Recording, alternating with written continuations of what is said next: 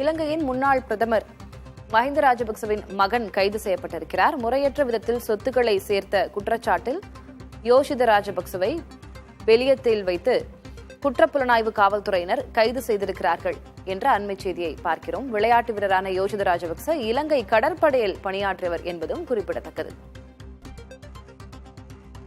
கூடுதல் விவரங்களை வழங்குவதற்காக செய்தியாளர் காந்தகுமார் இணைகிறார்.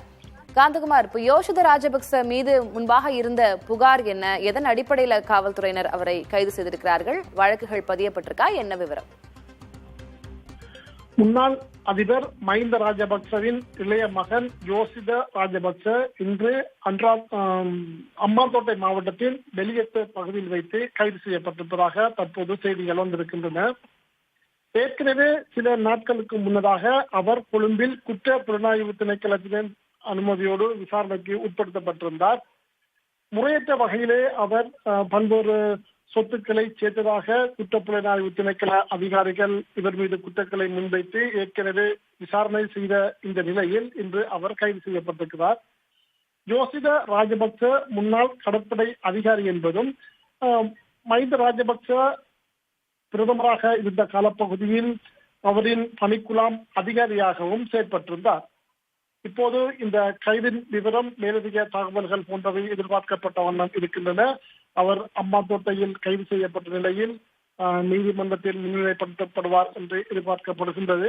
அண்மை காலமாக பல்வேறு குற்றச்சாட்டுகளின் அடிப்படையில் முன்னாள் அமைச்சர்கள், நாடாளுமன்ற உறுப்பினர்கள், அதிகாரிகள் என பல்வேறு தரப்பினரும் விசாரணைக்கு உட்படுத்தப்பட்டு வருகின்றமை இங்கே குறிப்பிடத்தக்க ஒரு விடயமாக இருக்கின்றது.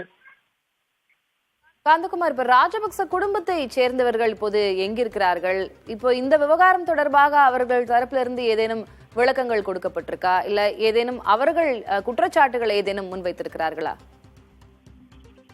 ஏற்கனவே இது போன்ற பல்வேறு விசாரணைகளுக்கு முன்னாள் அரசாங்கத்தின் அதிகாரிகள், குறிப்பாக அமைச்சர்கள், மஹிந்த ராஜபக்ச அவர்களின் குடும்பத்தினர் என பல்வேறு தரப்பினரும் விசாரணைகளுக்கு முகம் கொடுத்து வருகின்ற நிலையே காணப்படுகின்றது. குறிப்பாக தற்போது அவர்கள் சொந்த இடமான அம்பாந்தோட்டையிலும் அதுபோல் கொழும்பிலும் தற்போது வசித்து வருகின்றார்கள். ஏற்கனவே முன்னாள் அதிபர் மஹிந்த ராஜபக்சவின் பாதுகாப்பு அதிகாரிகள் குறைக்கப்பட்டமை ஒரு விவகாரம் தற்போது சூடுபிடித்திருக்கின்றது. அதுபோல் அரசாங்க செலவில் பல்வேறு விதமான அதிகமான செலவில் அவர்கள் தங்க வைக்கப்பட்டிருக்கின்றார்கள். முன்னாள் அதிபர்களுக்கு இலங்கை அரசாங்கம் அதிகமான செலவுகளை மேற்கொள்ளுகின்றது என்ற குற்றச்சாட்டுகளின் அடிப்படையில் அவற்றை குறைப்பதற்காக புதிய அனுரகுமார திசாநாயக்க தலைமையிலான அரசாங்கம் பல்வேறு முயற்சிகளை மேற்கொண்டு வருகின்றது. இவ்வாறான இந்த சூழலில் இப்போது இந்த முக்கியமான கைது ஒன்று இடம்பெற்றிருக்கின்றது. தற்போதைய விவரங்களுக்கு நன்றி காந்தகுமார்.